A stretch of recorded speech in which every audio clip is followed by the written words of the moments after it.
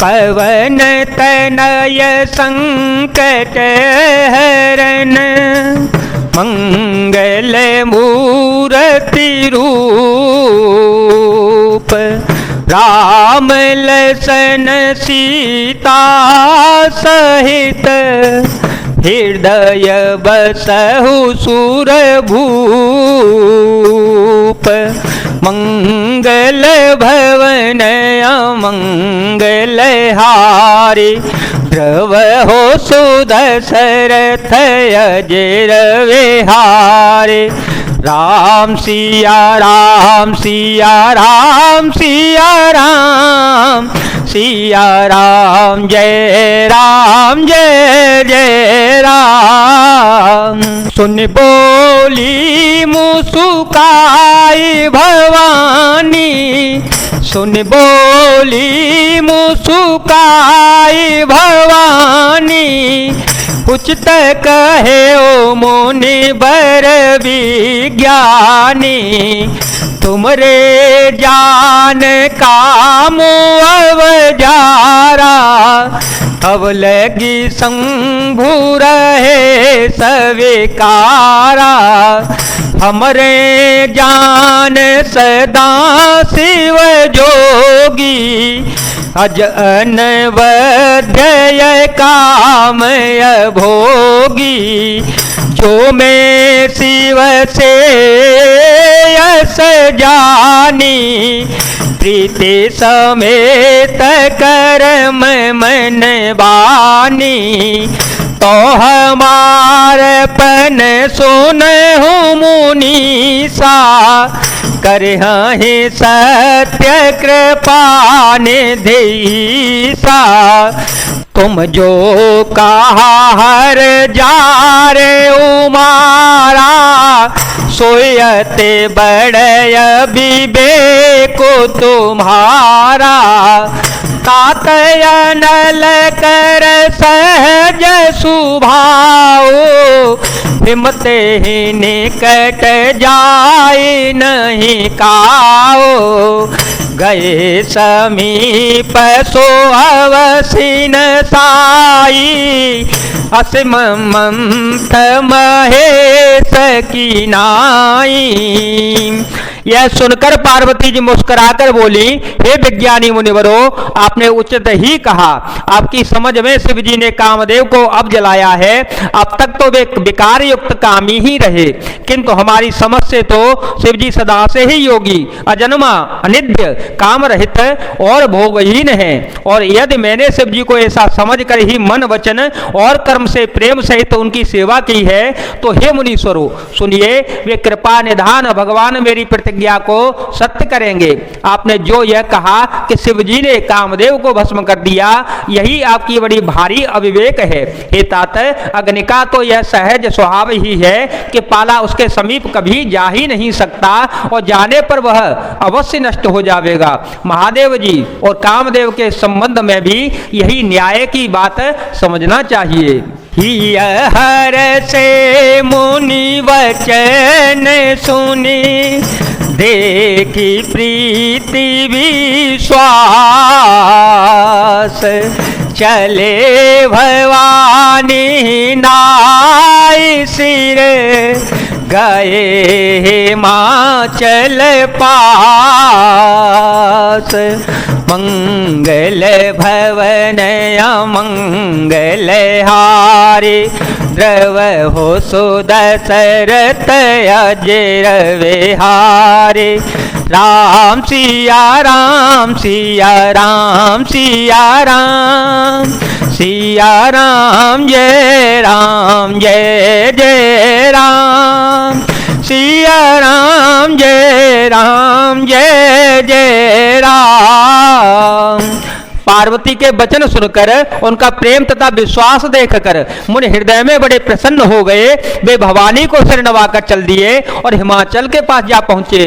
सब प्रसंग गिरिपति सुनावा, सब प्रसंग गिरिपति सुनावा, मदन दहन सुने अति दुख पावा, बहुरी काहे औरति कर बरदान, सुन हिमवंत बहुत सुख माना, हृदय विचारी शंभु प्रभुताई, सादर मुनि बर लिए बोलाए, सुदिनो सोनक तो सुगरी सोचाई, दिग्गी वेद विधि लगन धराई, पत्री सप्तऋषि सोई दीनी,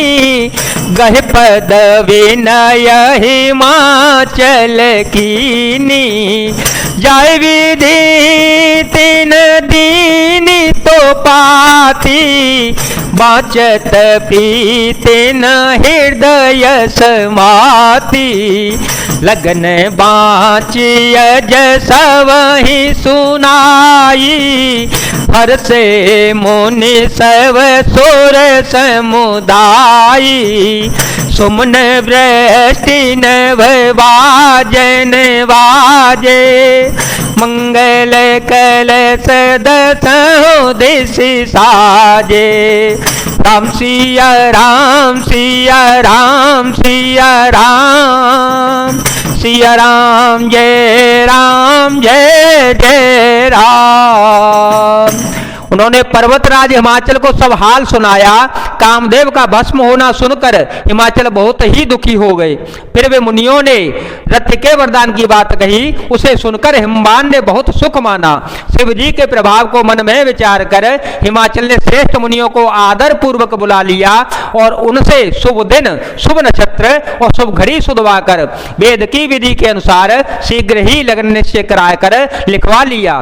फिर हिमाचल ने वह लग्न पत्रिका सप्तऋषियों को दे दी और चरण पकड़कर उनकी विनती की। उन्होंने जाकर वह लग्न पत्रिका ब्रह्मा जी को दे दी। उसको पढ़ते समय उनके हृदय में प्रेम समाता न था। ब्रह्मा जी ने लग्न पत्र पढ़कर सबको सुनाया। उसे सुनकर सब मुनि और देवताओं का सारा समाज हर्षित हो गया। आकाश से फूलों की वर्षा होने लगी, बाजे बजने लगे और दसों दिशाओं में मंगल कलश सजा दिए गए। लगे सवारन सकल सूर वाहन विविध विवान, होहि सगुण मंगल सुभद करहि अपछरा गान, मंगल भवन अमंगल हारे, द्रव हो सो दशरथ अजर विहारे। राम सिया राम सिया राम सिया राम, सिया राम जय जय राम। सब देवता अपनी भांति भांति के वाहन और विमान सजाने लगे। कल्याण पद मंगल शकुन होने लगे और अप्सराएं गाना गाने लगी। शिव ही संभोगन करहि सिंगारा, शिव ही संभोगन करहि सिंगारा, जटा मुकुट ही मोर संवारा, कुंडल कंकन पहिरे व्याला, कुंडल कंकन पहिरे व्याला, तन विभूति पटके हरे छाला, सचल लाट सुंदर सिर गंगा, नयन तीनी उपवीत भुजंगा, करल कंठ और नर सिर माला, शिव वेश शिव धाम कृपाला, कर त्रिशूल अरो डमरू विराजा, चले बस चढ़ी बाजहि बाजा, देखे से वहे सोरत्रिय मुसुकाही, बरलायक दुल्हन जगनाही। विष्णु बिरंची आदि सूर भ्राता, चढ़ चढ़े वाहन चले वराता। सुर समाज सब भांते अनूपा, सुर समाज सब भांते अनूपा। नहीं बरात दुल्हन अनुरूपा, राम सिया राम सिया राम सिया राम, सिया राम जय जय राम। शिव जी के गण शिव जी का श्रृंगार करने लगे। जटाओं का मुकुट बनाकर उस पर सांपों का मोर सजाया गया। शिव जी ने सांपों की ही कुंडल और कंकड़ पहने, शरीर पर विभूति रमाई और वस्त्र की जगह बाघंबर लपेट लिया।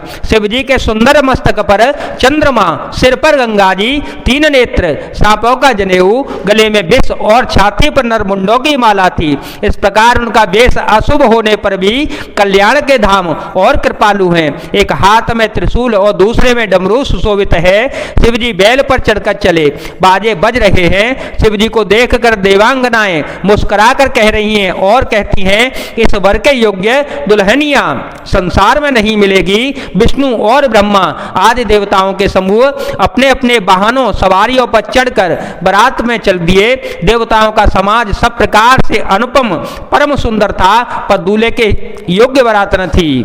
विष्णु कहा सभी हंसी तब, बोले सकल दिशि राज। बिलग बिलग होए चल हो सब, निज निज सहित समाज। तब विष्णु भगवान ने सब दिक्पालों को बुलाकर हंसकर ऐसा कहा कि सब लोग अपने अपने दल समेत अलग अलग होकर चलो।